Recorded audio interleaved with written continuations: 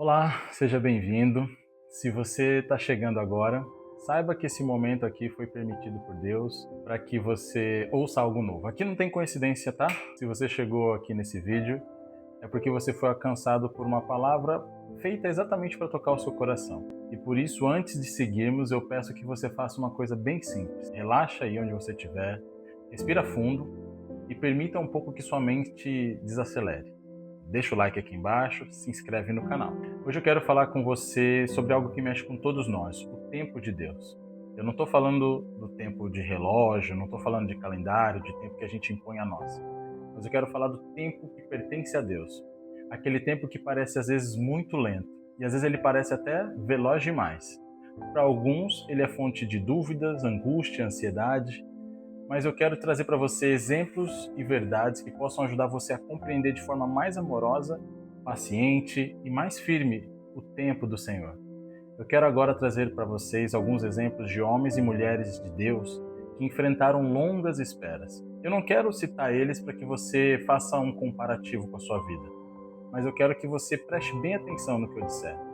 Quando eu digo no tempo de Deus, eu não quero que você entenda somente intelectualmente, eu quero que o seu coração seja alcançado e que sua alma se silencie um pouco para você compreender de fato essa palavra. Porque eu sei que esperar é difícil, esperar dói, esperar cansa, mas esperar com Deus de fato pode transformar uma dor em um testemunho. Porque Ele prepara muitas vezes a gente no silêncio. Um princípio bem simples.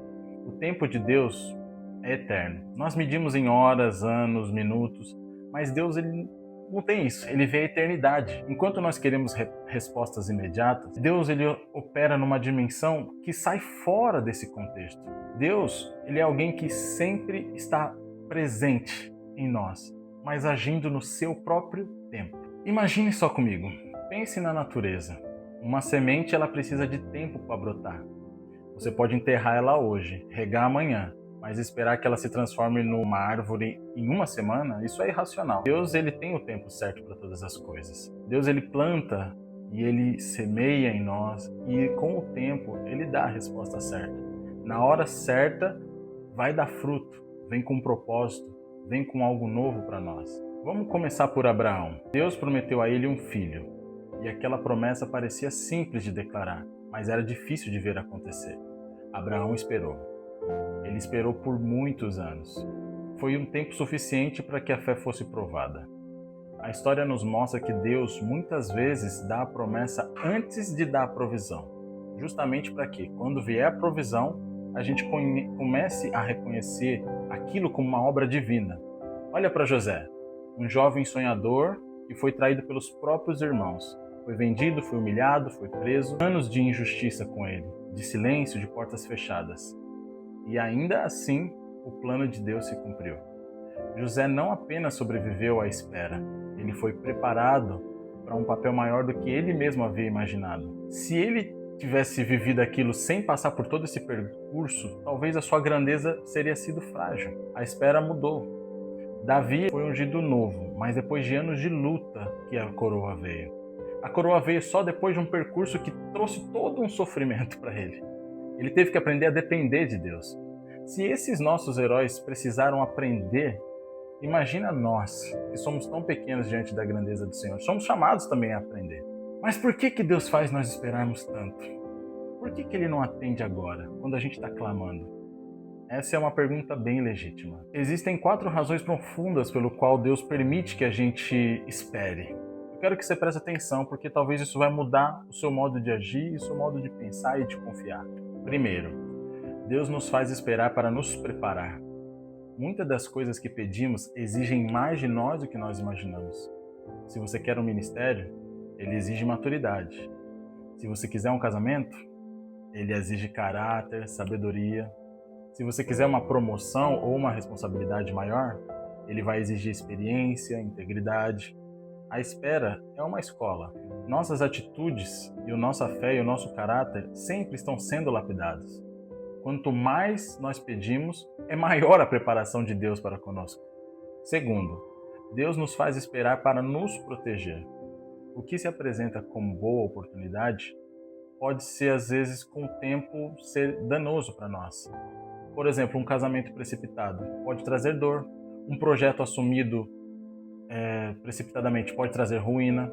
E Deus, na sua sabedoria, às vezes ele retarda o cumprimento de algumas coisas para que a gente não venha sofrer. Temos que confiar no tempo do Senhor. E muitas vezes isso é ouvir o não temporário que ele tem para nós. Terceiro, Deus nos faz esperar para crescer a nossa fé. A fé que se alimenta de facilidade, de coisas fúteis, é frágil. Nós precisamos passar por provas, por uma longa noite, atravessar, aprender a escutar a voz de Deus, aprender a testemunhar com autoridade, ver de fato o que Deus está fazendo. Cada estação, ela nos espera para que a gente possa praticar essa fé. É onde a fé deixa de ser teoria e ela se torna experiência. Por último, Deus nos faz esperar para cumprir algo maior. Há promessas que, se forem cumpridas no tempo errado, não vai produzir um efeito que Deus planejou.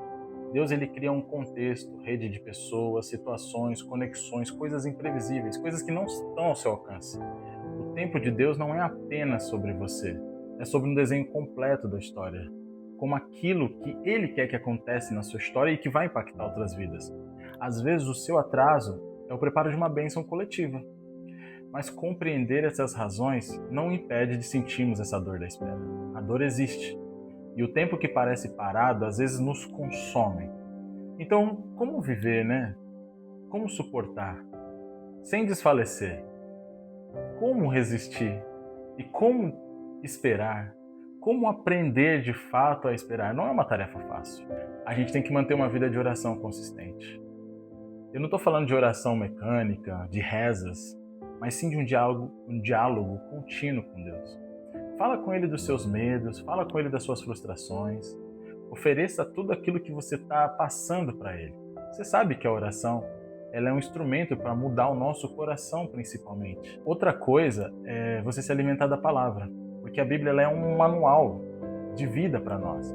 Ler a Bíblia sempre vai nos lembrar das promessas de Deus. Isso nos ajuda. Quando nós conhecemos essas histórias, como eu citei no início, a esperança ela se aflora. Por isso é importante a gente fazer da palavra um remédio importante para a alma. Outra coisa interessante também é a gente cultivar a paciência. A paciência. Enquanto você estiver esperando, tente agir com sabedoria. Tente se preparar, tente se capacitar. A paciência ela não é passividade, ela é um trabalho mais discreto. É no silêncio, sabe? Leia mais, melhore os seus relacionamentos, tente evoluir, tente ser uma pessoa melhor. É legal você se cercar de pessoas que têm fé. Quando você está cercado de pessoas que te apoiam, pessoas de confiança, tenta sempre andar e confiar em pessoas que vão te motivar a esperar, a ter paciência, a desenvolver esses frutos. E tudo que você for fazer, sempre esteja registrando, escreva. Anote as suas coisas, anote as conquistas, anote as suas pequenas vitórias. Isso é muito legal, isso é muito importante. Quando a ansiedade bater, você vai ter algo para você ler, meditar e refletir. Agora eu quero falar algo um pouco mais íntimo com você. O silêncio de Deus nem sempre é ausência. Quando tudo está parecendo quieto, Deus está trabalhando nos bastidores para você. Ele costura, ele ajusta, ele organiza. Esse silêncio pode ser a preparação de algo muito grande que Ele está fazendo para você. A fé, ela consiste em a gente crer nessa mão silenciosa de Deus que está agindo. Existem, às vezes, algumas atitudes internas que a gente precisa evitar durante a nossa espera.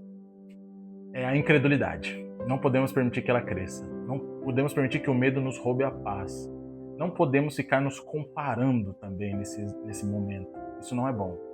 Cada um tem o seu relógio espiritual diferente. O que mais importa é obedecer e permanecer. Talvez nesse exato momento você esteja fragilizado. Talvez você esteja cansado de esperar. Talvez você já clamou, você já orou, já buscou aconselhamento de pastor e muitas coisas. Mas eu quero que você preste atenção. A espera ela não é sinal de abandono. Não é um sinal de que Deus esqueceu de você. A espera é um convite para você aprofundar a sua intimidade com Deus. É uma oportunidade de você colocar tudo diante dele e confiar completamente. Se a espera te esmagar a ponto de afetar a sua saúde, a sua capacidade de trabalho ou de relacionamento, você precisa buscar ajuda. Você precisa buscar um aconselhamento pastoral, um apoio emocional. Você precisa buscar. Deus usa pessoas, Deus usa profissionais, Deus usa família. Sabe, não há fraqueza em você precisar de ajuda ou pedir ajuda. Tente lembrar que a esperança é a âncora da alma. É ela que nos sustenta, mesmo quando o vento sopra forte. Cultive a esperança e cultive ações também que alimentem a sua esperança. Sempre esteja perto da palavra de Deus. Imagina uma coisa comigo. Imagina uma linha de tempo. De um lado, o seu passado, com as suas dores, os seus aprendizados. No centro, o seu presente, com as suas lutas e as suas esperas. E desse lado, o seu futuro, que ainda não é visto, mas Deus já conhece. Agora imagine Deus desenhando aqui nesse espaço. Ele não apenas vê esses pontos, mas ele conecta todos eles. Ele não apenas planeja para você, mas ele sempre está escrevendo para que você conquiste com um propósito. E até mesmo as feridas, tudo ele vai converter em um testemunho de compaixão, de bênção para a sua vida. Amém? Então não esqueça que o tempo de Deus é perfeito. Se você está esperando por um milagre, se você está esperando por um emprego, por um filho, por uma reconciliação, saiba dessa promessa. Deus ele é perfeito. Quando o tempo certo chegar, o cumprimento vai ser mais pleno e mais belo do que você pode imaginar. Lembre-se, o tempo de Deus não é inimigo. É o próprio campo onde Deus colhe o nosso bem. É onde Ele planta e colhe o nosso bem. Grava isso. O tempo de Deus é tudo na nossa vida. É lindo de falar, mas vamos tentar viver. Se esse vídeo fez sentido para você, deixa um like aqui embaixo, se inscreve no canal e eu espero você no próximo vídeo. Que Deus abençoe.